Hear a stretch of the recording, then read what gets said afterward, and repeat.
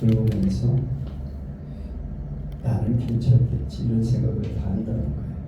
그 모습 속에서 나를 돌아보면서 내가 순종해야 되겠구나 이렇게 생각해야 되는데, 그런 거는 자기하고는 상관없는 걸로 생각하기 때문에 여전히 불순종의 죄를 짓고 있다.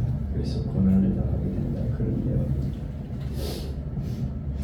우리가 주위에서 보더라도 하나님 말씀대로 순종한 사람들은 그와 그의 가족, 자녀들이 잘 되는 것을 볼 수 있다.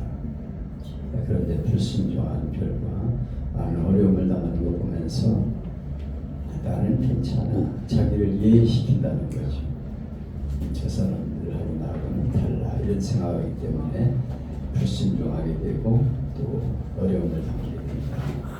그런 내용이 오늘 설교하는 내용입니다. 보편적인 모습을 보면 대체로 순종하면 복을 받는 것을 보게 되죠. 예기치 않은 고난도 있고 믿는 사람에게도 믿음으로 살다가 하는 핍박도 있고 여러 고난이 있죠. 고난이 없는 사람은 없어요. 이 땅 인생은. 근데 보편적으로 하나님 말씀을 잘 순종하면 복을 받고, 불순종하는 어려움을 당한다, 고난을 당한다 하는 것을 성경을 통해 또 일반 성도들의 삶을 통해 볼 수 있다. 근데 자기는 괜찮다, 나는 예로 시키기 때문에 불순종해서 어려움을 당하는 것이다. 그런 내용입니다. 오늘 말씀의 제목은 8장 15절 말씀, 숨이 통할 수 있을 때라는 말이죠. 온 땅에 개구리들이 막 들끓고, 개구리들이 온 집안 살아가는 삶에 막 난리를 치니까 막 잠자리에 하는데 침실도 뛰어들고 막 견딜 수가 없습니다.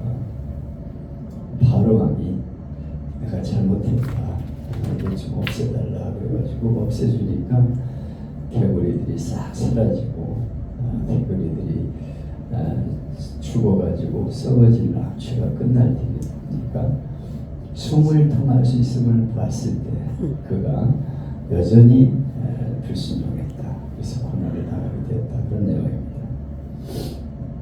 사람들은 숨 막힐 때는 하나님을 찾다가 숨 좀 통하면 다시 원래로 돌아가요. 여러분 그런 것 같아요. 막 숨이 막힐 정도로 죽을 지경입니다. 제가 지금 요새 숨이 막힙니다. 막 이러다가 조금 살만하면 또 숨이 통할 수 있음을 보면 마음이 또 틀어져가지고 여전히 옛날로 돌아가는 모습을 볼 수 있다 하는 것이 오늘 설교의 주제가 되겠습니다. 모세는 하나님의 명령을 받들어 애굽왕 바로에게 가서 이스라엘 하나님 여호와 말씀에 내 백성을 보내라 이렇게 명령하셨다. 그러니까 바로가 도대체 여호와가 누구냐? 내가 그 말을 듣고 이스라엘을 보내겠냐? 나는 여호와를 알지도 못하는 사람인데 보내지 않는다. 이렇게 한마디로 일축하죠. 그러자 하나님은 모세와 아론에게 바로에게 가서 지팡이를 던져 뱀이 되게 하라 그러셨습니다. 지팡이를 던졌더니 뱀이 되었어요. 그러자 애굽의 술객들도 지팡이를 던지니까 뱀이 되었어요. 그러니까 바로왕이 우리도 할 수 있네 이런 생각을 하게 되죠. 그건 일종의 마술입니다. 제가 가끔 가틀란트를 보면 아주 놀라운 일이, 아니 무대 안에서 사람이 코끼리로 변하고 막 용으로 변하고 막 이런 걸 보면 아니 도대체 어떻게 된 거야? 심사위원들 다 깜짝 놀라잖아요. 아무것도 없는데 그냥 이렇게 펑 하면 애기가 막 나오고 사람이 애기로 변했다 하고 이거 참 희한하다. 마술이에요. 눈속임인데 도대체 이해가 안 가. 어떻게 그렇게 되는 건지. 마술도 상당한 수가 있습니다. 그들이 행하는 그런 뱀을 지팡이로 뱀 만드는 것은 마술로 사람의 눈속임입니다. 이렇게 악한 세력들은 거짓과 속임수를 이용해서 사람들의 눈을 속이고 사람을 현혹시키죠. 오늘도 사이비 종교 교주를 보면 자기가 대단한 사람인 것처럼 능력자라고 주장합니다. 내 말을 따르면 재앙을 면하게 되고 축복을 받는다. 그러나 내 말을 안 따르면 재앙을 당한다. 막 공갈을 치죠.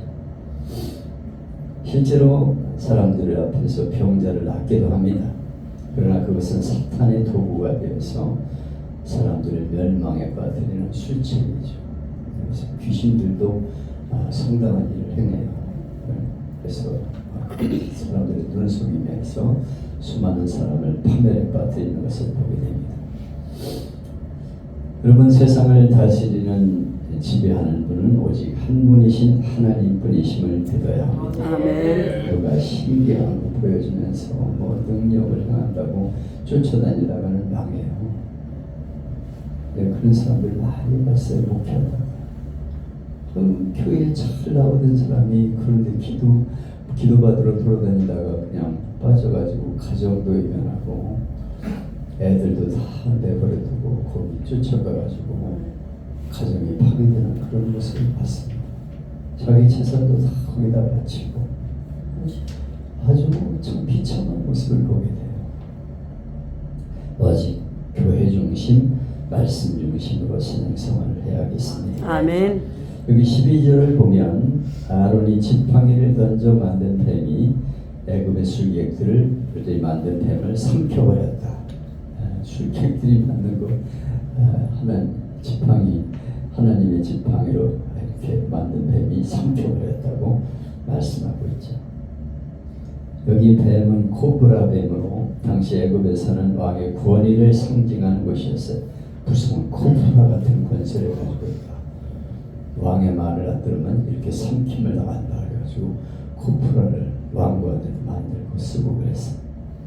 지금도 캄보디아에 가면 코브라를 신으로 만들어서 수없는 형상을 만들어 놨어요.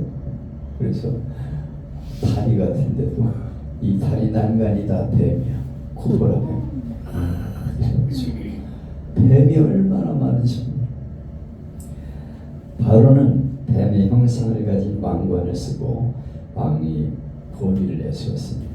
나에게 도전하면 코브라를 삼키듯이 내가 너희들을 죽이겠다. 이렇게 공포적 질을 했습니다.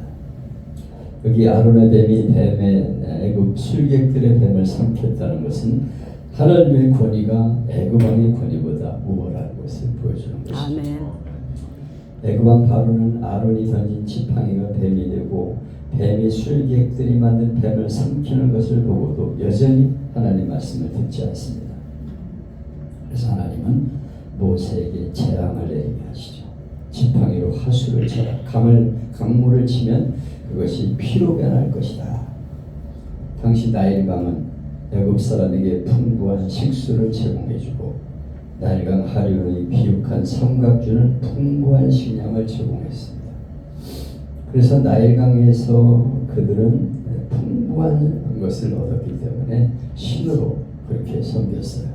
그래서 어머니 나일이라고 불렀습니다.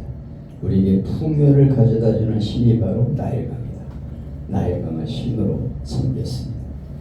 그 때문에 하나님이 나일강을 제일 먼저 심판하는 벌을 내리셨어요. 애굽 사람에게 나일강은 생명의 젖줄이었지만 오늘 우리에게는 이 나일강 같은 우리가 의지하는 것들이 있습니다. 내게 행복을 주는 것, 통장, 통장에 잔고가 있어야 돼. 자리, 높은 자리, 이게 행복을 가져다 준다. 계약서 하나 따내는 거, 실적표 이런 것이 나일강이 될 수 있어요. 병원에서 검사 나오기 전에 인사평가를 앞두고 사업 계약 앞두고 자녀 문제, 건강 문제가 있을 적에는 사람들이 열심히 기도도 하고 그래요. 챙겨주세요. 그게 끝나고 나면 싹 사람이 변심이 돼가지고 어떻게 그 사람이 달라지는지 몰라. 그냥 문제가 해결되면 새벽기도 끝. 아주 자기 마음대로 신앙이 변하는 것을 볼 수 있어요. 하나님은 나일강을 피로 만들어 애굽 사람에 의지한 신이 아무것도 아닌 것을 드러내셨죠. 그런데 애굽 왕은 물이 피가 되는 재앙을 만나고도 하나님 말씀을 듣지 않습니다. 첫 번째 재앙을 당하고도 순종하지 않기 때문에 두 번째 재앙을 당하게 되죠. 한 번 채찍맞고 깨달으면 그걸로 끝나는데 맞고도 깨닫지 못하면 계속해서 재앙을 해요. 이 바로 왕의 모습은 바로 오늘 어리석은 우리들의 모습을 보여주고 있는 것입니다. 모세는 바로를 향해 다시 말합니다. 여호와께서 내 백성을 보내라 했다. 그러니 어서 동족을 해방시켜라. 만일 거절하면 개구리로 온 땅을 칠 것이다. 개구리가 하수에서 무수히 생기고 올라와 내 궁과 침상과 침실 신하의 집과 해덕과 떡반죽 그릇에 들어가고 몸에 기어오르리라. 얼마나 개구리가 많은지 우글우글 개구리 떼들이 막 달려들어서 막 몸에도 기어오르고 떡반죽 그릇에 오르고 밥솥에도 들어가고 막 난리가 날 것이다. 실제로 지팡이를 애굽강과 하수 위에 이렇게 탁 폈더니 개구리가 올라와서 온 땅에 덮이게 되었어요. 그들이 사는 방과 궁전, 식당 아무데나 뛰어들어서 막 밤중에도 잠을 못 자 침실에도 막 우글우글 뛰어오르고 여자들은 막 겨울 시절 초풍을 할 거예요. 개구리만 보면 질색을 하는 사람들이 또 많이 있는데 남자들은 개구리 오면 때려주겠지. 그래가지고 다리 쪽 빼가지고 구멍 어렸을 때 개구리 다리 빼가지고 많이 먹었습니다. 이 개구리의 재앙을 내린 것은 개구리가 애굽 사람들의 신 중에 하나였어요. 애굽에는 하카파라는 신이 있는데 하카는 개구리 머리, 여신, 파는 개구리를 창조의 신이다 이렇게 부른 것입니다. 그래서 개구리는 신이다. 개구리 새끼 알을 어마어마하게 낳잖아요. 개구리 알 까는 거 보면 그냥 뭉클뭉클한 게 있는데 한 마리가 그냥 어마어마한 알을 낳아. 그래서 개구리 신은 바로 우리에게 창조의 신이다. 그래서 우리를 번영하게 하고 자식들을 많이 낳게 하고 이렇게 파산의 신으로 이렇게 창조의 신이라고 섬겼어요. 그런데 그 개구리가 그들을 괴롭히는 존재가 된 것입니다. 이 재앙은 사람이 만든 신은 장난감이고 숭배하는 것은 어리석은 것임을 나타내기 위해서, 그리고 하나님의 권능이 얼마나 큰 것을 나타내기 위해서 내린 재앙이었습니다. 하나님은 개구리와 짐승을 만드신 분이 아니라 그것이 인간에게 도움되기도 하지만 해가 되기도 하는 분입니다. 하나님이 하시면 그동안 우리가 진숙하게 느낀 것 중 어떤 것도 재앙이 될 수 있어요. 고마운 불이 터전을 쓸어가기도 하고 따뜻하게 해주는 불이 생명을 태우는 그런 불이 되기도 합니다. 하나님이 그것을 잘 활용하게 하시면 복이 되지만 그것이 순식간에 망치는 화가 되게 할 수도 있다는 것입니다. 그런데 두 번째 재앙인 개구리 재앙을 당한 바로는 어떻게 했을까요? 7절에 보면 왕은 다시 자기도 마술사들을 부릅니다. 그래서 개구리를 너희도 만들어라. 그래가지고 술객들이, 이 마술사들이 개구리를 또 만들었어요. 그렇지만은 개구리를 없앨 수가 없었어요. 하나님이 만든 수많은 개구리들은 그냥 한번 기도하니까 싹 사라졌는데 이 개구리들은 없어지지도 않아. 만들어. 여러분, 인간의 과학이 유전자를 변형시키고 어쩌고 저쩌고 하지만은 하나님과 동일할 수 없음을 알아야 합니다. 아멘. AI 시대에 우리가 너무 과학을 의지하면 안 돼. 잘못한 것이 우리를 파멸에 빠뜨림을 알아야 합니다. 8절을 보면 바로가 항복합니다. 바로가 모세와 아론을 불러 이르되 여호와께 구하여 개구리를 나와 백성에게서 떠나게 하라.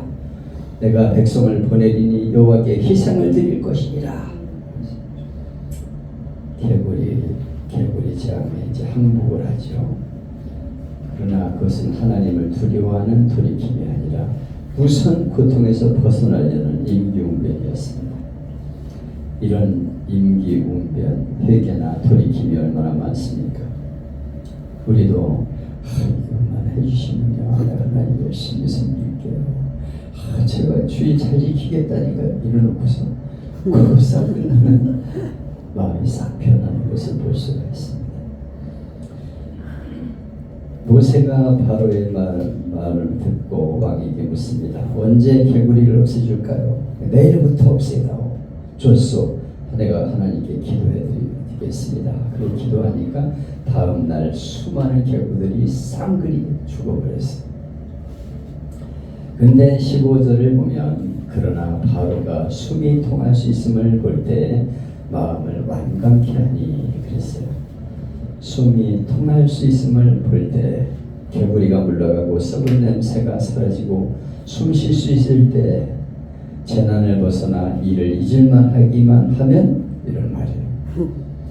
교만은 반드시 더 큰 대가를 부릅니다. 교만은 또 다른 매를 준비함을 알아야 합니다. 하나님은 숨 막힐 때만 찾는 분이 아니라 숨이 통할 때에도 붙들어야 됩니다. 아멘. 더 감사해야지. 그리고 이 문제 해결해 주셔서 감사합니다.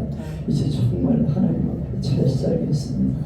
이렇게 해야 되는데 사람은 숨 막히면 주여 그러다가 조금 살만하면 숨 트이면 나요 이렇게 또 변하게 됩니다. 여러분 바로처럼 교만하지 말고 늘 하나님 말씀에 겸손해서 숨이 통할 수 있을 때 더 하나님 앞에 엎드려 하나님을 섬기는 우리 모두가 될 수 있기를 바랍니다. 아멘. 역사님과 인사하겠습니다. 숨 좀 통하면 마음 편하지 맙시다. 숨도 마음 편하게 합시다. 교만하면 나갑니다. 교만하면 바랍니다. 하나님 감사합니다. 오늘은